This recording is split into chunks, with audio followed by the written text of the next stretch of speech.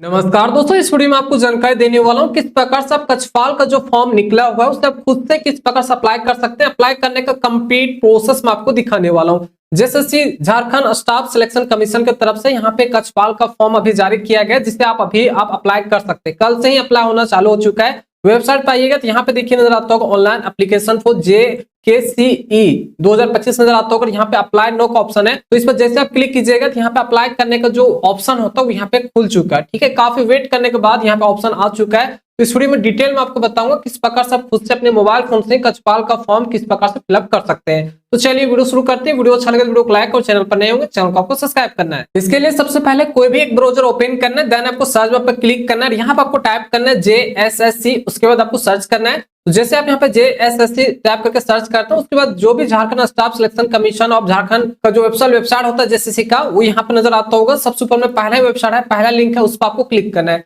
और इस पेज का मैं डायरेक्ट लिंक वीडियो के डिस्क्रिप्शन में भी प्रोवाइड कर दूंगा, तो उस लिंक पर क्लिक करके आप इस पेज पे आ सकते हैं। ऑप्शन वेबसाइट यहाँ पे खुलकर आ चुका है। अब यहाँ पे देखिए ऊपर में एक ऑप्शन मिल जाता है इंपोर्टेंट लिंक का, उसी के नीचे यहाँ पर नजर आता है एप्लीकेशन फॉर अप्लाई का, तो इस ऑप्शन पर आपको क्लिक करना है। उसके बाद अभी जो भी यहाँ पे झारखंड में जितने सारे फॉर्म अप्लाई हो रहे हैं इसी सेक्शन से अप्लाई हो रहा है। यहाँ पे अभी जो सबसे ऊपर में नजर आता होगा ऑनलाइन एप्लीकेशन फॉर JKCE 2025, और यहाँ पे नजर आता है अप्लाई नो। अगर बाद में करेंगे 3-4-5 दिन के बाद अप्लाई करेंगे, कुछ और फॉर्म यहाँ पे अप्लाई होना चालू हो जाएगा, तो एक नंबर में घट करके नीचे इधर आ सकता है, 2-3-4 नंबर में आ जाएगा। बस आपको देख लेना है ऑनलाइन एप्लीकेशन फॉर JKCE 2025, बस यही वाला ऑप्शन आपके पास आना चाहिए। उसके बाद यहाँ पे अप्लाई नो का एक ऑप्शन है, तो इस पर आपको क्लिक करना है। उसके बाद यहाँ पे एक अलर्ट आएगा, यहाँ पे ओके पे आपको क्लिक करना है। अप्लाई करने वाला सेक्शन पर आपको डायरेक्ट कर देगा। यहाँ पे जो प्रोसेस है काफी ज्यादा डिफरेंट है, मैं आपको तरीका बताऊंगा। सबसे पहले यहाँ पे रजिस्ट्रेशन आपको करना होगा, उसके बाद जाकर के आपको अप्लाई करना होगा। एक दिन में आपका सबसे पहले रजिस्ट्रेशन होगा, आपका अप्लाई होगा। उसके बाद अगला दिन में आपको यहाँ पे फोटो सिग्नेचर अपलोड करना होगा और पेमेंट आपको करना होगा। मतलब 2-3 दिन आपको यहाँ पे लगने वाला है। तो चलिए सबसे पहले अप्लाई करने का तरीका दिखा देता हूँ। तो यहाँ पे देखिए सबसे पहले आपको रजिस्ट्रेशन करना है। रजिस्ट्रेशन होने के बाद आपको लॉगिन करना है। पासवर्ड भूल जाता है तो यहाँ से पासवर्ड को फॉरगेट कर सकते हैं। तो रजिस्ट्रेशन करने के लिए यहीं पे एक ऑप्शन है, यहाँ पे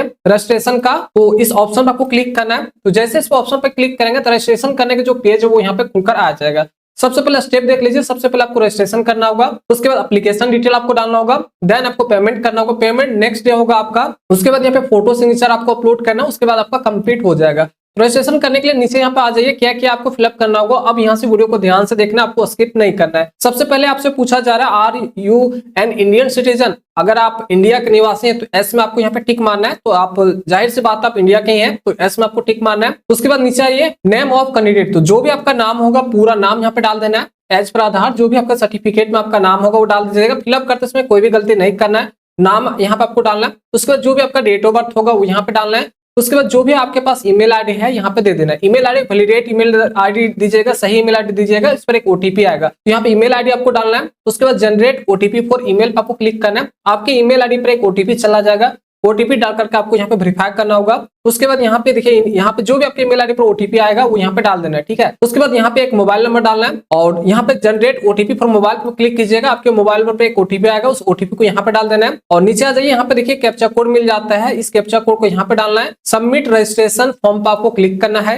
अब यहाँ पे दोस्तों काफी लोगों के पास एक प्रॉब्लम आ सकता है, जो भी आपका ईमेल आईडी पर ओटीपी आता है वो डायरेक्टली आपको होम पेज पर नहीं दिखेगा, आपको स्पैम वाला फोल्डर में जाना है। तो सबसे पहले आप अपने मोबाइल फोन में जो भी जीमेल का एप्लीकेशन है वो ओपन कीजिए। कॉर्नर में 3 डॉट लाइन होगा, उस पर आपको क्लिक करना है। नीचे स्क्रॉल करते हुए आना है। जब नीचे आएगा तो वहां पे एक स्पैम का फोल्डर मिलता है, उस फोल्डर पर आपको क्लिक करना है। तो जो भी आपका JSSC की तरफ से ईमेल आया होगा वो ऊपर में सबसे ऊपर JSSC लिखा हुआ आ जाएगा, उस पर आपको क्लिक करना है। उस पर जब आइएगा तो यहाँ पे देखिए आपके केस में यहाँ पे 4 डिजिट का ओटीपी होगा, आपके ईमेल आईडी पर आया होगा, वो ओटीपी यहाँ पे डाल देना है। तो यहाँ पे देख सकते हैं मैं ईमेल पर जो भी ओटीपी आया था वो यहाँ पे डाल दिया। आपको स्पैम में जाना है, ध्यान दीजिएगा, वहीं पे आपको मिलेगा। और जो भी ईमेल आईडी पर ओटीपी आता है वो डाल देना है। कैप्चा कोड सब कुछ यहाँ पे मैंने सही तरीका से फिलअप कर लिया है। एक बार सबमिट करने से पहले एक बार आपको डिटेल चेकआउट कर लेना है। उसके बाद यहाँ पे सबमिट रजिस्ट्रेशन फॉर्म का ऑप्शन है, इस पर आपको क्लिक करना है। उसके बाद देख सकते हैं यहाँ पे सक्सेसफुल रजिस्ट्रेशन हो चुका है। उसके बाद जो भी आपका लॉगिन आईडी है वो यहाँ पे आ जाता है, जो भी आपका पासवर्ड है वो यहाँ पे आ जाता है। इसका स्क्रीनशॉट ले लीजिए, फोटो खींच लीजिए, या फिर कहीं पे आपको नोट कर लेना है। आपने नोट कर लिया होगा। अब नीचे देखिए यहाँ पे प्रोसीड का एक ऑप्शन मिल जाता है, तो आपको प्रोसीड पे क्लिक करना है। तो यहाँ से डायरेक्ट एग्जिस्ट करना चाहते हैं तो एग्जिस्ट करके आप लॉगिन वाला ऑप्शन पर जाकर के वहां से भी लॉगिन कर सकते हैं। तो यही से आपको कर लेना है। यहाँ पे प्रोसीड का ऑप्शन है, आपको प्रोसीड पे क्लिक करना है।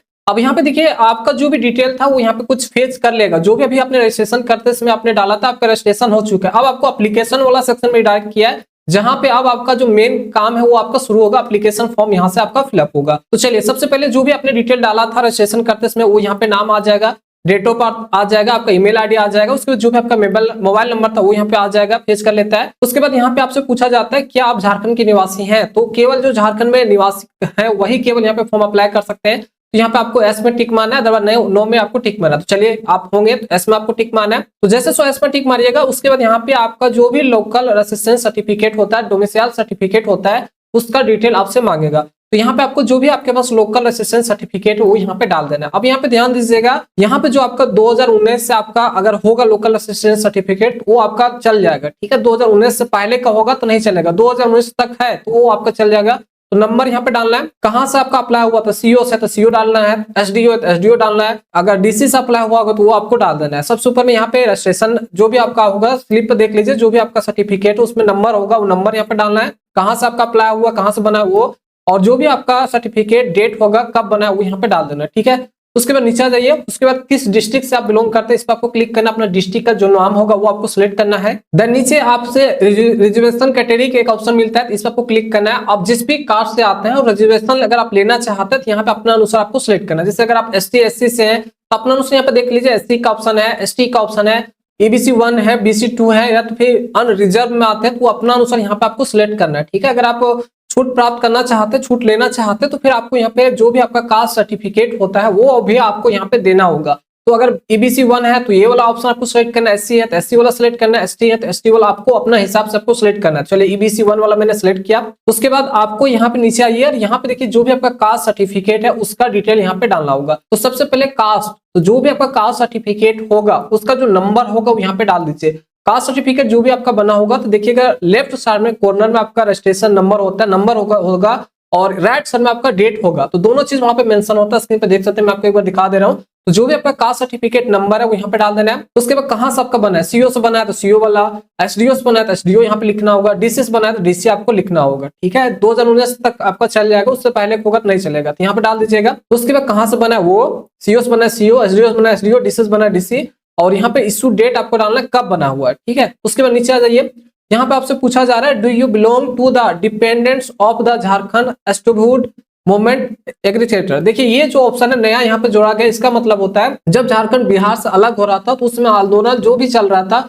उस आंदोलन में अगर कोई भी आपके घर के क्रांतिकारी थे, उस आंदोलन में जुड़े हुए थे और उस परिवार से अगर आप आते हैं तो फिर यहाँ पे इस ऑप्शन में आपको टिक मारना है, अदरवाइज आपको नो वाला ही ऑप्शन आपको सिलेक्ट करना है। तो जाहिर सी बात है अगर होंगे तो इसमें टिक मारेगा, काफी लोगों का नहीं होंगे तो यहाँ पे नो वाला ही ऑप्शन आपको टिक मारना है। उसके बाद तो नीचे आ जाइए, फिर से नो वाला ऑप्शन यहाँ पे टिक मार लिया। उसके बाद आपसे पूछा जा रहा है are you from the home guard, अगर आप किसी भी प्रकार से होम गार्ड पहले से है या फिर एक्स सर्विसमैन है तो यहाँ पे आपको एस में टिक मारना है। अगर एस में टिक मारिएगा तो उसका डिटेल आपको डालना होगा, होम गार्ड का डिटेल डालना होगा, एक्स मैन सर्विस तो उसका डिटेल डालना होगा, अदरवाइज नहीं है नो वाला ऑप्शन आपको सिलेक्ट करना है। उसके बाद तो नीचे एक और ऑप्शन यहाँ पे आपको देखने को मिल जाएगा, यहाँ पे आपसे पूछा जा रहा है are you from actually police, अगर आप किसी भी प्रकार से पुलिस पोस्ट पे है तो यहाँ पे एस में टिक मारना है, अदरवाइज नो वाला ही जो ऑप्शन है उसी को आपको सिलेक्ट करना है। उसके बाद तो नीचे आपसे यहाँ पे पूछा जा रहा है अगर आप किसी भी प्रकार से स्पोर्ट कोटा से आते हैं तो यहाँ पे एस में टिक मारना है। अदरवाइज देखिए यहाँ पे are you eligible under sport quota, अगर स्पोर्ट कोटा से अगर किसी भी प्रकार से आते हैं उससे फॉर्म अप्लाई करना चाहते हैं एस में टिक मारेगा, अदरवाइज नो वाला ही ऑप्शन सेलेक्ट करना है। उसके बाद फिर से नीचे आइए, यहाँ पे आपको जेंडर सेलेक्ट करना है, जो भी आपका जेंडर होगा वो यहाँ पे आपको सिलेक्ट करना है। उसके बाद नीचे आ जाइए, यहाँ पे पेपर लैंग्वेज आपको सिलेक्ट करना होगा, तो जो भी आप पेपर लैंग्वेज रखना चाहते हैं, पेपर लैंग्वेज 2 में जो भी आप रखना चाहते हैं सब्जेक्ट वो आपको यहाँ पे सिलेक्ट करना है और उसी के अनुसार आपको तैयारी करना होगा और उसी के अनुसार आपको क्वेश्चन आएगा। तो अगर आप हिंदी रखना चाहते हैं हिंदी सिलेक्ट कीजिए, इंग्लिश बंगाली यहाँ पे नजर आता हो, खोटा भी है यहाँ पे, नागपुरी, जो भी आप रखना चाहते हैं अपना अनुसार यहाँ पे आपको सिलेक्ट करना है। उसके बाद सिलेक्ट जब हो जाएगा नीचे आ जाइए, यहाँ पे सेव एंड नेक्स्ट का ऑप्शन मिलता है, तो इस ऑप्शन पर आपको क्लिक करना है। उसके बाद आपके पास नेक्स्ट स्टेप यहाँ पे खुलकर आ जाएगा। अब यहाँ पे जो भी कुछ डिटेल और यहाँ पे फिलअप करना होता है वो आपको फिलअप करना होगा। जैसे कि सबसे पहले तो आपका जो नाम होगा वो यहाँ पे आ जाएगा, जो भी आपका डेट ऑफ बर्थ होगा वो यहाँ पे आ जाएगा। अब यहाँ पे फादर नेम और जो गार्जियन का नेम होगा वो यहाँ पे डालना है, तो जो भी आपका फादर्स नेम गार्जियन नेम है वो यहाँ पे डालना है। देन यहाँ पे जो भी आपका मदर्स का नाम होगा वो यहाँ पे डालना है। मैरिटल स्टेटस पे आना है और अपना जो भी आपका मैरिटल स्टेटस होगा वो आपको सिलेक्ट करना है। जैसे अगर आपका शादी हो चुका है तो मैरिड, अगर नहीं हुआ तो अनमैरिड वाला जो ऑप्शन है इसे आपको सिलेक्ट करना है। उसके बाद जो भी आपका आधार नंबर है अपना आधार यहाँ नंबर डालिएगा। उसके बाद यहाँ पे आइडेंटिटी मार्क आपसे पूछा जाता है, आपके चेहरे पे, आपके फेस पे, आपके शरीर पे किसी भी प्रकार से निशान है, जैसे कि गाल पे तिल है, यहाँ पे आपका हाथ कटा हुआ है या फिर किसी भी प्रकार से अगर आपका निशान है तो निशान यहाँ पे एक मैंडेटरी एक निशान कोई भी आपको दर्शा देना है। जैसे कि यहाँ पे एमोल मार्क यहाँ पे ऑन नेक यहाँ पे आप लिख सकते हैं। अगर गर्दन पे किसी भी प्रकार से तिल होगा तो यहाँ पे आप दर्शा सकते हैं। तो जो भी आपका होगा निशान उसके अनुसार आपको दर्शा देना है। सभी डिटेल फिलअप करने के बाद यहाँ पे देखिए सेव एंड नेक्स्ट का ऑप्शन मिलता है, तो इस पर आपको क्लिक करना है। उसके बाद नेक्स्ट स्टेप आ जाता है। अब यहाँ पे एड्रेस आपको डालना होगा, तो नीचे आ जाइए। सबसे पहले तो कॉन्टेक्ट डिटेल में जो भी आपका मोबाइल नंबर ईमेल आईडी है वो यहाँ पे दिख जाएगा। अब यहाँ पे परमानेंट एड्रेस पे आना है, जो भी आपका एड्रेस होगा वो डाल देना है। जैसे एड्रेस में आकर के यहाँ पे विलेज का नाम दे दीजिएगा, पोस्ट ऑफिस का नाम देना है, यहाँ पे सिटी का नाम देना है। उसके बाद जो भी आपका स्टेट होगा वो यहाँ पे आ जाएगा। देन यहाँ से जो भी आपका डिस्ट्रिक्ट होगा वो आपको सिलेक्ट करना है। जो भी आपका एरिया पिन कोड नंबर होगा वो यहाँ पे डाल देना है। उसके बाद यहाँ पे अगर आपका जो भी आपका परमानेंट एड्रेस है, जो भी आपका आधार कार्ड पे एड्रेस है वही आप परमानेंट एड्रेस में डालिएगा यहाँ पे। और परमानेंट एड्रेस और कोरोस्पोंडिंग एड्रेस अगर दोनों सेम है तो यहाँ पे इस बॉक्स में आपको टिक मारना है। कोरोस्पोंडिंग एड्रेस मतलब कहीं पे अगर जाकर कर रह रहे हैं, कहीं दूसरे स्थान पर जाकर करा रहे हैं तो उसका बेसिकली यहाँ पे एड्रेस आपको डालना होता है, डिटेल डालना होता है। लेकिन अगर आप कहीं पे जाकर नहीं रह रहे हैं, अपने ही स्थान पर रह रहे हैं, जो भी आपका आधार कार्ड पे एड्रेस है दोनों सेम ही है, ठीक है, दोनों एक ही है, तो इस बॉक्स में आपको केवल टिक मारना। जैसे इस बॉक्स में टिक मारिएगा ऊपर में जो भी आप डिटेल फिलअप किया होगा वो नीचे ऑटोमेटिक यहाँ पे आ जाएगा। तो यहाँ पे एड्रेस फिलअप करने के बाद अब यहाँ पे सेव एंड नेक्स्ट पे आपको क्लिक करना है। अब यहाँ पे दोस्तों नेक्स्ट स्टेप आ चुका है जहाँ पे बेसिकली 10th रिलेटेड आपको डिटेल आपको डालना होगा। तो यहाँ पे 10th रिलेटेड डिटेल में सबसे पहले पासिंग ईयर आपको सिलेक्ट करना होगा, किस ईयर में आपने पास किया है। तो जो भी आपका ईयर होगा वो अपना अनुसार यहाँ पे पासिंग ईयर आपको सिलेक्ट करना है। उसके बाद बोर्ड यूनिवर्सिटी इंस्टीट्यूट का जो नाम होगा वो यहाँ पे डाल देना है। तो अधिकतर लोगों का जैक से ही होगा, तो यहाँ पे जैक आप डाल सकते हैं, JAC आप डाल दीजिए। उसके बाद मैक्सिमम मार्क्स कितना का था, 500 का होता है, तो यहाँ पे 500 डाल देना। मार्क्स ऑब्टेन आपने कितना किया है वो आपको यहाँ पे डाल देना। जितना भी आपने ऑब्टेन किया होगा वो यहाँ पे डाल देना है। परसेंटेज कितना आया है वो यहाँ पे डाल दीजिए। उसके बाद दोस्तों यहाँ पे सर्टिफिकेट नंबर, तो जो भी आपका सर्टिफिकेट नंबर होगा वो यहाँ पे डाल देना। अब जो भी 10th का जो फाइनल सर्टिफिकेट अगर आपको मिला हुआ है, आपने लिया होगा अपने स्कूल से, तो सबसे ऊपर में कॉर्नर में देखिएगा आपका वहां पे सर्टिफिकेट नंबर होगा वो यहाँ पे डाल देना है। अगर नहीं मिला हुआ है तो जो भी आपका मार्कशीट एडमिट कार्ड होगा उस पर देखिए आपका जो भी आपका रजिस्ट्रेशन नंबर है वो भी यहाँ पे फिलअप कर सकते हैं। लेकिन अगर आपने 10th का फाइनल वाला ले लिया है तो ऊपर में देखिएगा कॉर्नर में आपका होगा सर्टिफिकेट नंबर, वो यहाँ पे डाल देना है। सभी डिटेल डालने के बाद आपको सेव एंड नेक्स्ट पे आपको क्लिक करना है। उसके बाद जो भी आपका एप्लीकेशन होता है उसका प्रीव्यू एक बार आपका दिख जाता है। तो यहाँ पे एक बार प्रीव्यू आप देख लीजिए। सबसे पहले एप्लीकेशन नंबर, उसके बाद मोबाइल नंबर, ईमेल आईडी, जो भी अभी तक आपने डिटेल डाला होगा उसे एक बार आपको चेकआउट कर लेना है। यहाँ पे देख लीजिए पूरा डिटेल आपका यहाँ पे मेंशन है, सब कुछ सही है। तो यहाँ पे प्रोसीड टू पेमेंट का ऑप्शन मिलता है। अगर किसी भी प्रकार से मॉडिफिकेशन करना है तो यहाँ पे देखिए मॉडिफिकेशन का एक ऑप्शन मिल जाता है, यहाँ से मॉडिफिकेशन कर सकते हैं। बैक जाकर के यहाँ से भी आप चेकआउट कर सकते हैं। तो एक बार अपना फॉर्म सबमिट करने से पहले आप एक बार देख लीजिएगा। तो मेरे केस में सब कुछ सही है। यहाँ पे देखिए प्रोसीड, यहाँ पे सबसे पहले इस बॉक्स में आपको टिक मारना है, टर्म एंड कंडीशन आपको सेट कर लेना है। टर्म एंड कंडीशन एक्सेप्ट करने के बाद फिर से नीचे आ जाइएगा, यहाँ पे प्रोसीड टू पेमेंट का एक ऑप्शन मिल जाता है, तो इस ऑप्शन पर आपको क्लिक करना है। उसके बाद यहाँ पे देखिए कुछ इस प्रकार से आपके पास खुलकर आ जाएगा। यहाँ पे पेमेंट गेटवे अभी नहीं खुलकर आएगा, कब आपके केस में यहाँ पे पेमेंट होगा तो देख सकते हैं लिखा हुआ नजर आता होगा, the payment link will be available after, यहाँ पे देख सकते हैं 17 जनवरी 2026। 17 जनवरी के बाद से ही जो भी पेमेंट करने का जो ऑप्शन होता है वो यहाँ पे अवेलेबल किया जाएगा, तो आप अपना पेमेंट कर सकते हैं। तो फाइनली जो आपका एप्लीकेशन था वो यहाँ पे सक्सेसफुली सबमिट हो चुका है। कितना आपको पेमेंट करना होगा वो देख सकते हैं, 100 रुपए यहाँ पे पेमेंट करना होगा। 17 जनवरी के बाद ही अब आपका जो भी पेमेंट होगा वो होगा, और साथ ही साथ यहाँ पे जो भी फोटो और सिग्नेचर होगा वो 17 जनवरी के बाद ही आपका अपलोड लगेगा, जिसमें पेमेंट कीजिएगा उस समय, ठीक है।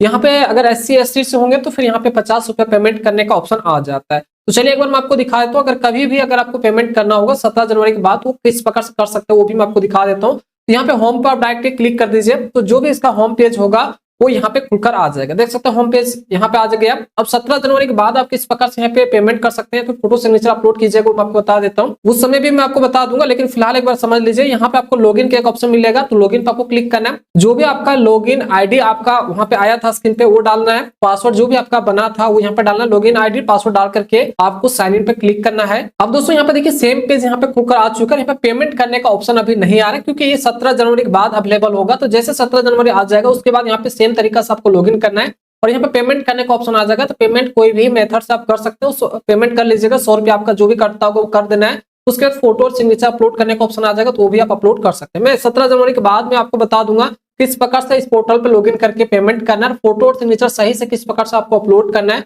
वो भी मैं आपको नेक्स्ट वीडियो में बता दूंगा। चैनल को सब्सक्राइब करके रखिएगा, तभी आपको वीडियो मिल पाएगा। आशा करता हूँ वीडियो अगर आपको अच्छा लगा तो वीडियो को लाइक करना है। इसी प्रकार से अपडेटेड रहना चाहते हैं, इसी प्रकार से झारखंड में जो भी जॉब वगैरह आता है, नोटिफिकेशन वगैरह आता है, उसका अपडेट अगर आप रखना चाहते हैं तो इस चैनल को सबसे पहले आपको सब्सक्राइब करना है। चलिए फिर से मिलते हैं एक नए इंटरेस्टिंग वीडियो के साथ, तब तक जय हिंद।